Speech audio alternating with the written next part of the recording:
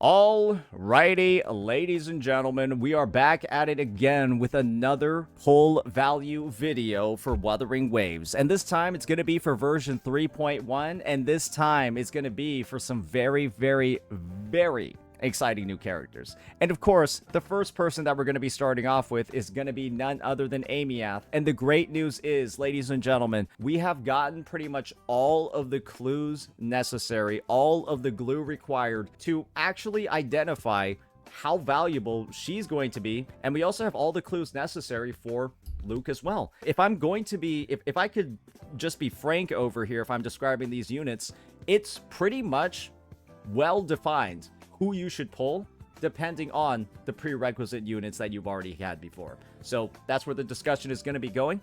Let's go ahead and get right on into it. But before we begin, if you're looking to pick up Mornier or her weapon with some lunite and want to save some cash, LD Shop is the perfect way to do that, and I'll tell you why. LD Shop gives you access to huge discounts on virtually everything you can buy in tons of games. For now, let's focus on Wuwa. The monthly pass, which is usually $5, is much less on ldshop.gg, a great deal. To use this discount, simply select the item, click top up, and submit your payment. Then you'll select self top up. For a limited time, you'll get an additional discount when using this method. After viewing the instructions video, simply enter your Kuro login and password on the browser client. This might seem a bit off, but remember that LD Shop has excellent reviews on Trustpilot. You'll then log in and manually redeem your purchased items in the client. The system will then sign you out and erase your login information. Or you can provide your Kuro login information to LD Shop staff and they can complete your order for you. New users can get a 10% discount and an additional 5% using my sponsored link. First-time top-up bonuses are available as well, and spending $80 or more will get you a VIP membership, which can get you a free 30-day lunite subscription. So try LD Shop today. So the first character that we're going to be having up is none other than Aemeath, the Sentinel Resonator,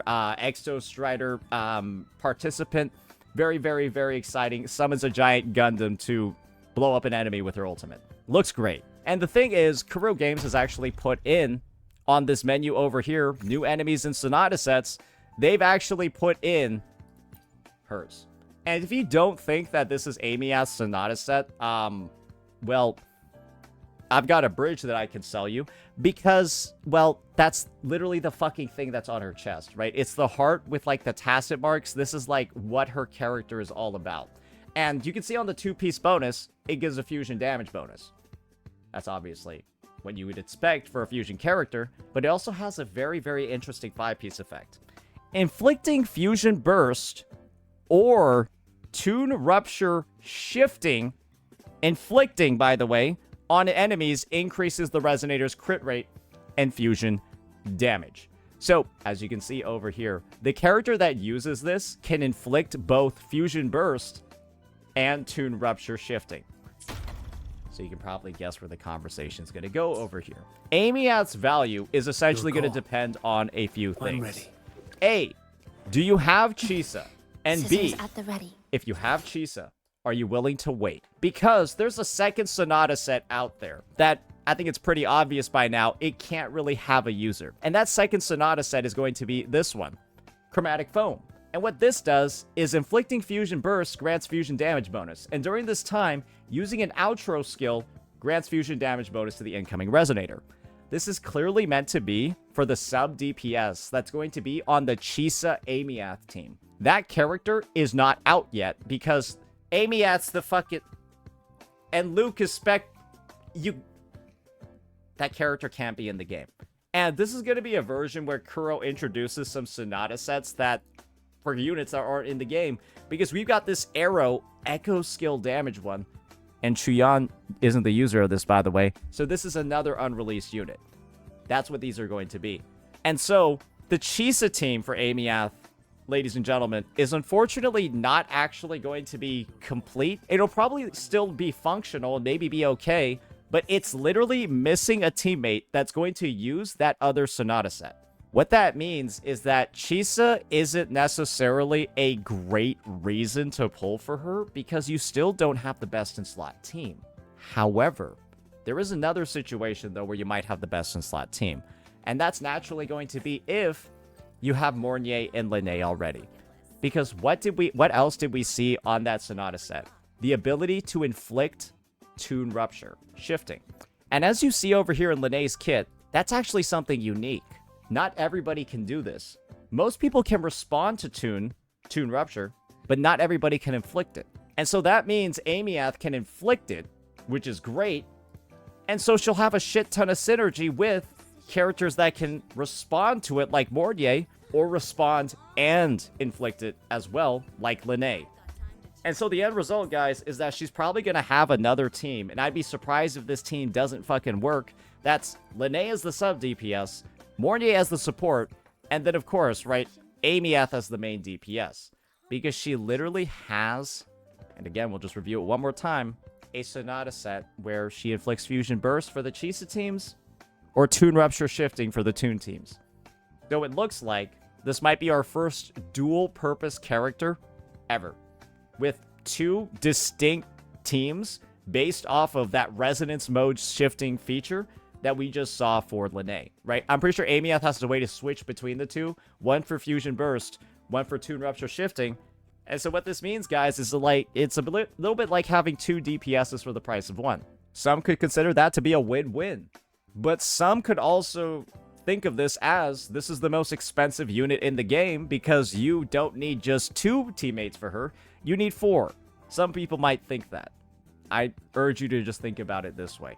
Just think about this unit as only having 1 team, and that team is the one that you already have pieces of. And so if you already have Chisa, well then make Aemeath your negative status Fusion Burst damage dealer, and then wait until next or the patch after that for the Fusion Burst Applier to release and then finish it up. If you don't have Chisa and you have Mornier and Lene, just use her as a Toon Rupture character and move on. But if you want to build both, you have Chisa, Mornier, Lene, and her, then build both. And the great news is, guys, she's also probably going to be, even with the Toon Rupture, Toon Shifting, all of that, she's probably still going to be really good with Lupa. Because you could probably run Lupa, Mornier, and then apply Toon Rupture Shifting with Aemeath, and you're fine. So, like, you could just not have Lene either, but still use her on Toon Rupture mode and have a good time. I think you'd be good. What about Chang Li? Don't even think about it, dumbass. Just forget that character's in your fucking... Chang Li? What the hell? Mods ban him. Anyways, that's going to be the value over here when it comes to Aemeath. As you can probably tell, she's got a lot of potential teammates, but they're all super, super, super premium. And naturally, it makes sense for us to go into the other limited character, the second other limited character that's going to be arriving in this version as a rerun. And that's going to be Chisa. So let's talk a little bit about her. This is, in my opinion, the worst unit in the game currently. Her pull value is negative. I genuinely think that having Chisa was a net loss to your account. The reason for that is simple. Before her release, she was Arrow Rover's replacement, right? Arrow Rover did a fine job and operated very well with the Kartithia Chakona team. Chisa came in and was a downgrade to Rover without her signature. She's a downgrade. And with her signature, she's like a 6, 7, 8% boost. What this means is that in every team outside of one where Arrow Rover is already fine, she's a downgrade. And currently, she's still in that same exact role. She's a downgrade in every team and a single-digit percentage upgrade with her sig in one team in the game. And that's all she has. Aemeath's release will give her a second team. Except it's not even a second, it's half a team. Because you still need the Fusion Burst person. This means Chisa is still kind of shit because we've been waiting like 90 days for another team for her. And when we get it, it's only half a team. So it's like, or only a third of the team. So we still gotta wait for her to get her full second team. You know what that means? Unless you plan on like committing to Aemeath and committing to getting the Fusion Burst sub DPS that releases maybe in 3.2, don't pull this unit still. She's still dog shit. And the thing is, guys, the negative status Aemeath team will be worse than the Lene Mornier one. Why? Because the Lene Mornier one will have both teammates. She will only have one of them. That's just how it has to be. There's only going to be one of them, bro. Because the Fusion Burst one isn't released yet. So it's like, I don't know how, but they like still kind of like fuck Chisa. Like she still kind of got fucked over. I don't even know how to like it. They found a way somehow to still make her like kind of shit. It's kind of impressive. I think they just hate her, bro. It kind of just feels like they hate her, bro. So we'll see. Basically, her value scales with the number of negative status teams that there are in the game, but unfortunately, Kuro's taken their sweet-ass time to add them. Or fortunately for some people, because Spectro Frazzle is a complete fucking failure. I think everyone hates it as a mechanic. Arrow Erosion feels better, and we'll just have to see how Fusion Burst handles itself, right? But as of right now, there's still a lot more negative statuses we need to look at, like Glacio Chafe and fucking Electro Flare. Booling's already in the game, but she doesn't really... Well, you're not using her for Electro Flare. So, I gotta be honest, yeah, unless you plan on using her exclusively with, like, Aemeath and you plan on building out that team, you should just skip her again. I'm genuinely serious. There's nothing to do with her. If you don't want Aemeath, there's no reason to get her, because she's kind of pointless for the Kartithia team, and so it's kind of just Aemeath. That's the only real purpose. But you don't even know how strong she truly is with Aemeath because you're missing the third teammate. So it's just a bundle of fucking uncertainty with her. And as a result, I cannot recommend her. So it is what it is. You can either pay for a established level of performance with Lene Mornier, or you can go for a, hey, maybe we'll find out how good it is in 90 days with Chisa. Yeah, we'll find out how good the Chisa team is in about 90 days when the third teammate gets added. Great. Is that something you want to risk? We've already experimented with risk in risk and speculation pulling this unit, bro. We already took the risk pulling this unit, bro, and it didn't pay off. She's trash. Now it's gonna be Lupa. And this is where naturally the conversation starts shifting a little bit. Lupa is way more useful than Chisa. It's unbelievable. And this is where I'm going to say you should pull Lupa. If you have Brant, pull Lupa. Because Lupa and Brant becomes a stable core. You can add any third fusion team member onto it. You're good. If you have Mornier, pull Lupa. Because Mornier and Lupa and a third fusion character also fucks everything in the game. And if you have Galbrena and Mornier, you can think about pulling Lupa. This is Galbrena's technical best team, but it's also like not really like worth it if you already have her existing DPS lineups. But the goal basically is Lupa's existence on the roster due to the fact that Lupa has so many fusion damage bonuses, right? She has the ability to go ahead and buff 24% on her weapon if you do decide to get it. And then she has, right, on her Liberation, boom, 18% attack and 20% fusion damage. And then boom, on her Sonata set, she's also got like 15% over there. You can see they're all adding up. So she gives a shit ton of damage bonuses, and then on top of that, reduces their fusion resistance by like 15%. It's a lot of buffs, right? It's absolutely insane. And if you actually have Mornier, Lupa, and then any other fusion character that's a DPS, you can kind of just clear all the content in the game, and it's like fucking strong. But the thing is that she's naturally niche because you need two other fusion characters. And so if you just don't plan on pulling any fusion characters, then like, don't worry about it. But there's also a situation over here where maybe you're somebody that really wants Aemeath, but you skipped Lene. This is what's likely going to be a great team, guys. Lupa, Mornier, and Aemeath. Because you want to know what you'll be able to access in this team? Mornier has this concept in her kit called a interference marker. And when you attack an enemy with an interference marker on them, and they have Tune Rupture interfered on them, then they take increased damage from everybody on the team, up to 40% more damage. And Aemeath will be able to trigger this because she can inflict Tune Rupture. And so you combine this with the Lupa, who has the massive fusion buffs, and then Aemeath. And guess what? Even if you don't have Lene, I think that's going to be a strong fucking team. We'll test it out. But I think you can run that, and you'll be good if you want to make up for the fact that you skipped Lene. And that's the potential over there that you get from having Lupa on this frame of the banner as well.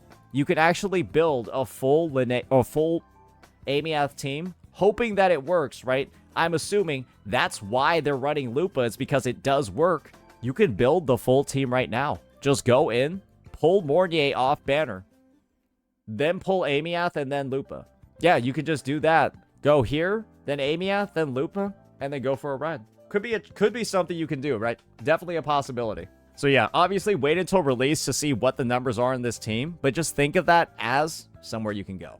Now, we're going to make this a bit fast and just talk about the 4 stars. Mortife's good, the rest of them are dog shit. Yep, Mortefi is the only 4-star to actually chase on this banner, and naturally you want all of his, but he's really good at S6 because he's able to give a buff to the whole team of 20%, and it's still good, and he's still good with a bunch of heavy attackers on the roster. Alto and Tao Chi are the two 4-stars in this game that do not need sequence nodes because their sequence nodes are fucking useless. Just don't even bother looking at them, just realize one copy of these guys are enough. They're already super niche.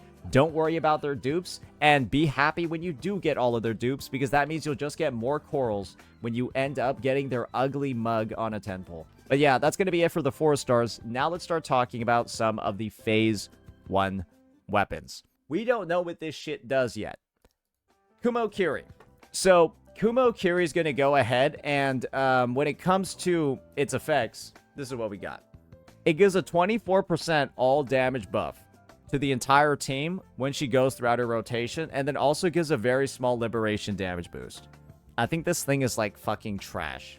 Genuinely. The bonuses that it gives are so small that it's not even close to anywhere even worth a pull. But she requires this to be better than Arrow Rover, the free-to-play, completely free-to-play option in the Kartithia team, so a lot of people pulled it. I don't think anybody pulled Chisa without her signature, because she was the worse than Arrow Rover if you did that, so you would ask yourself why you're pulling in the first place. Like, she was only worth pulling if you got her sig, because then she's worse than the free-to-play character. So, like, that's the reality of her after Aemeath's release as well. Because she probably will be fine for Aemeath without her sig, but in the Kartithia team, she'll be worse than Arrow Rover. So, I mean, I would just wait for this one. I think this is a hard one to answer because it's necessary in the Rover team. Who knows how necessary it is in the Aemeath team? And if it turns out that you don't really need it in the Aemeath team and it's fine, and simply Chisa's existence, where she, you know, provides Havoc Bane and then increases the stat count of Fusion Bane, or sorry, a Fusion Burst, probably making Aemeath deal more damage with the actual Fusion Burst piece, maybe it's worth it. But there's also a decent chance, yeah, she'll just be fine on, like, literally anything else, like the standard Raw Blade or something. Who knows? But yeah, that's going to be the take on the Chisa weapon. Now let's go ahead and take a look at Wildfire Mark. And you can probably guess over here, I'm going to have a similar sort of take to what I have for Chisa's. It's nice, but you don't need it. Because the goal over here is that it gives a small liberation damage boost. Chisa's, or Lupa's main damage type. And then after you do a heavy attack with her, which you do naturally in her kit, you give a 24% fusion damage boost to the team. So it's kind of like weird, right? Like, Chisa's weapon and Lupa's weapon are kind of the same thing, except Chisa's more general, Lupa's more specific, but I think Lupa's weapon is better because you're guaranteed to always use her with fusion characters, and it's a really, really strong weapon in her teams. But you can just easily get away with using, again, the standard Broadblade on both these units, and they're fine, because 24% means a lot less when you're already giving 20 over here, and you're already giving 15% with this thing. 24% means a lot less with that in mind. So yeah, that's going to be the take over here. I really don't think either of these two are necessary at all to make the characters work. It's just, Chisa's so fucking bad, she feels like she needs this. Now let's take a look at the 4-stars. They're all dog shit except for Cadenza. But Cadenza doesn't actually have a real meaningful user right now. So it's kind of like they're all functionally bad, but Cadenza should have a great user in the future. So just be happy if you get it. And the reason why Cadenza is going to be good, even though it's bad, is because it gives Concerto. And weapons that give Concerto, obviously, find a use case somehow, because they literally make your rotation faster. It's just literally not necessary for most units because it doesn't help their rotation in a meaningful way. For example, Cadenza can be used on Mortefi for a faster rotation, but it makes him deal literally 0 damage, and it improves his rotation by like a quarter of a second. So I'd rather not reduce his damage by 80% and take a half second longer. So that's why I don't use it. That's just an example though. So yeah, do keep that in mind. All right, that's going to be the 4-star weapons. Now let's talk a little bit about, obviously, second phase. And second phase is going to be a little bit interesting. There's only going to be 2 units on it. And the first one is naturally going to be Luuk. And the thing about Luuk is that you can actually pre-farm for him right now, and we know everything that he's basically going to do. And so I've actually got my Luuk pieces on my Ling Yang at the moment. Yeah, that's because you have the Rite of Gilded Revelation in the game. And that is Luuk's set. Because Luuk deals basic attack damage and, well, does a shit ton of basic attacks as you saw from the gameplay. And using his Liberation, it's a single damage nuke on his Liberation, and it probably deals basic attack damage, and this just buffs it. So, yeah, the set is in the game. You can go ahead and probably get some great results pre-farming for it. You've got a tailored set of like 3-cost echoes, blah blah blah, all of that to go for it. It's all like there, so it's like, yeah, you should be good to go. However, he's a Spectro DPS. That's also a gauntlet. We have a lot of Spectro DPSs in the game, right? We got, let me just see here. Yeah, but she's kind of shit, right? And she's also kind of shit, right? And she's also kind of shit. So it's odd to think about Luuk because he kind of thrives because all the existing Spectro characters feel kind of bad. Right? Like, Spectro Frazzle is without a doubt a complete fucking failure as an integration. We can all agree on that at this point. Spectro Frazzle sucks. And Jinsei needs her sub DPS, and until she gets it, she sucks. So every Spectro just sucks at the moment. And so Luuk feels nice to have added because Spectro feels so bad. However, you can't really excuse yourself for pulling him if you already have any of the 3 units that I just talked about, because they're also all Spectro DPSs. Do you kind of like see the difficult position that you're in over here? I think Luke's going to be great if you don't have any of those other units. But that would also mean you're probably not a day 1 player then. And Luuk as a day 1 player might be the worst pull in the game because you just have no reason at all to get him. But if you do, and assume that you do, right? This is where you're going to have to take the grain of salt and maybe just lie about reality for a second. Well, think about it this way, guys. You'll have an amazing standard weapon to use on him as well. And hopefully, Luuk interacts with Toon's Strain Interfered. I hope. Maybe he doesn't, and this is actually dog shit. But it stacks up to 24% basic attack damage bonus, as well as having amazing crit stats and all of that. So, yeah. He's got a free-to-play option in case that's something you want to do. But that's also good on Ling Yang as well. So, that's just all when it comes to this character. Spectro Basic Attacker, probably going to work with Sanhua. Doesn't have a premium support, as far as I'm concerned. Because Linné is Liberation Amp, so I don't think Linné is even his support. So, maybe he's meant to work with Sanhua only? That's just weird, though, but it is what it is. But yeah, that's Luuk. Pretty in-depth, but as in-depth as we could get without his full kit. Now I got this side. What the fuck is this, bro? I'm gonna be real with you here. I think this one just confused people, because I'm like, what reason would you even have to pull on this fucking banner, bro? Like, what reason would you have to pull on this banner? Then I realized, I'm thinking about this from the perspective of, she's Chuyan's partner. Well, this is the one situation where you want to pull on this banner. You ready, ladies and gentlemen? You'll want to pull Galbrena if you pulled Mornier on this phase, then you skipped Aemeath, and then pulled Lupa. So then you're like, I just skipped Aemeath, and now I need a fusion DPS. So I'm going to pull Galbrena. That is the only situation where this makes sense. You need to skip her to have any reason to pull her. Because you need the Lupa Mornier team from the past banners for this banner to make sense.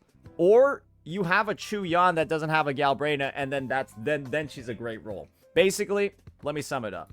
If you have a Chuyan that doesn't have a Galbrena, pull Galbrena. You'll be happy for it. It'll be great. Awesome. But if you have like Mornier and you're thinking about pulling like Lupa, skipping Aemeath to get Galbrena, why don't you just pull Aemeath? And that's kind of like the reality of the situation. You kind of should just, this should be the worst banner.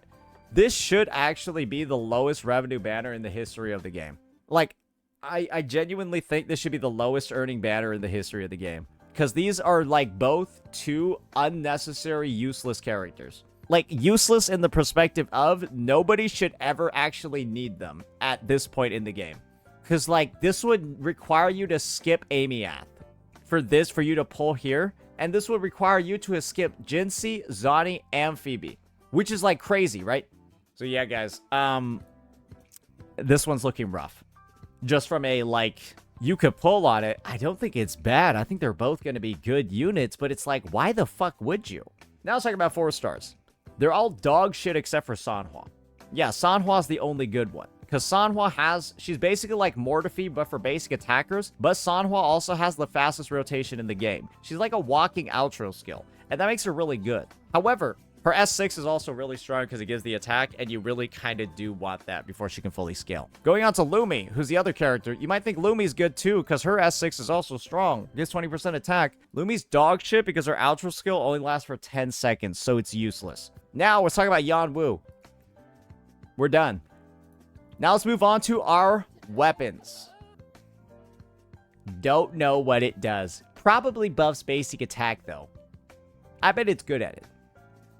And this thing, Lux and Umber, I'm going to be honest, ladies and gentlemen, this is actually not a good pull. You shouldn't get this because you should just do this instead. Pull the standard 5-star pistol. The new one. And this is going to blow your fucking mind. But this is a new tech. And this is for, again, the metagamers out here who want to save a lot of pulls.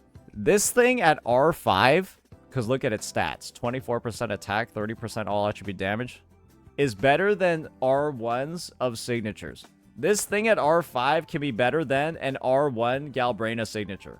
I think, because it gives so much attack. This thing at R1 can be better than a Carlotta signature. Or at R5 can be better than a Carlotta signature. That's just how strong overall this thing is. And I think if you're using Galbrena on a good build with this, you will clear just everything in the game. And it's like completely unnecessary to even like think about pulling her sig.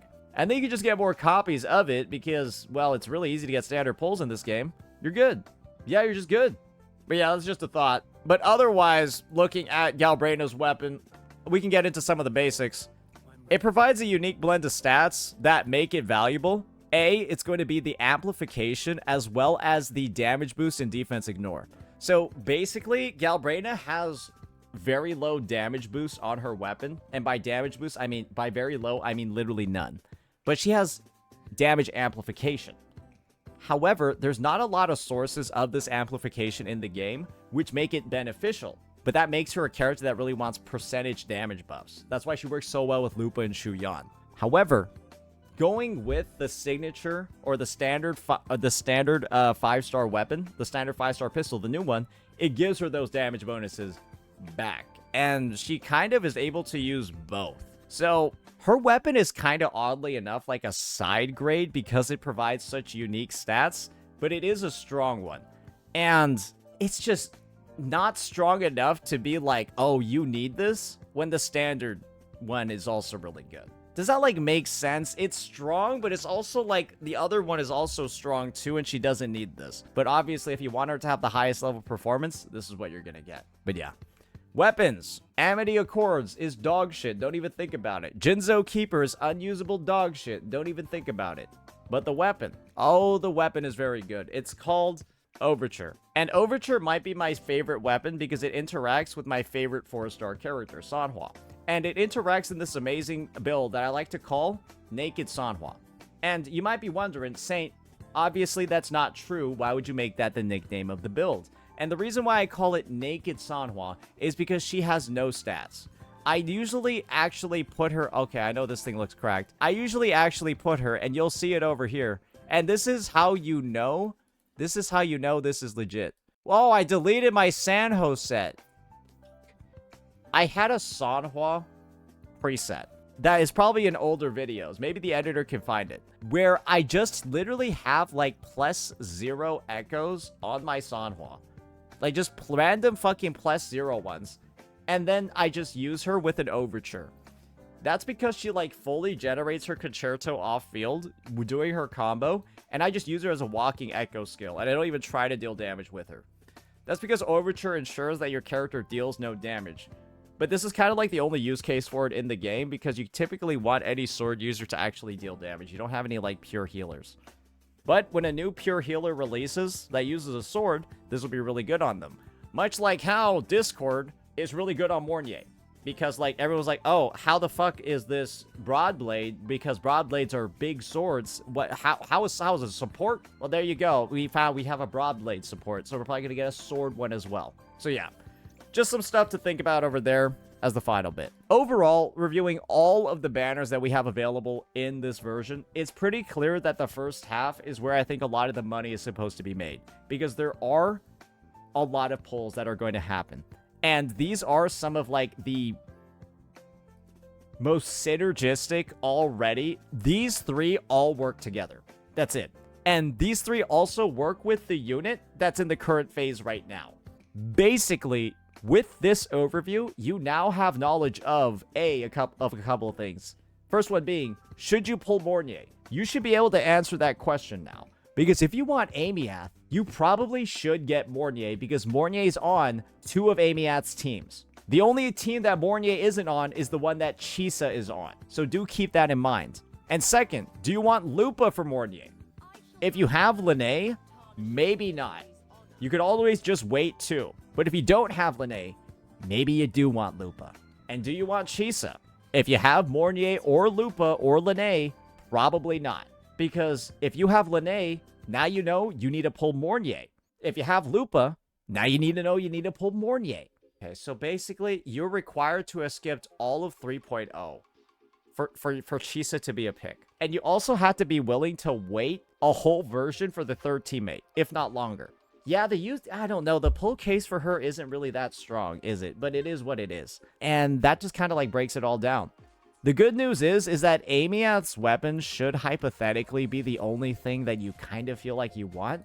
Because these other two, absolutely unnecessary. So I guess that's where some of the savings are going to come from. But yeah, overall, I think it's kind of obvious. These guys are f***ing cooked, but she's going to go crazy. Let me know what you all thought. Peace out.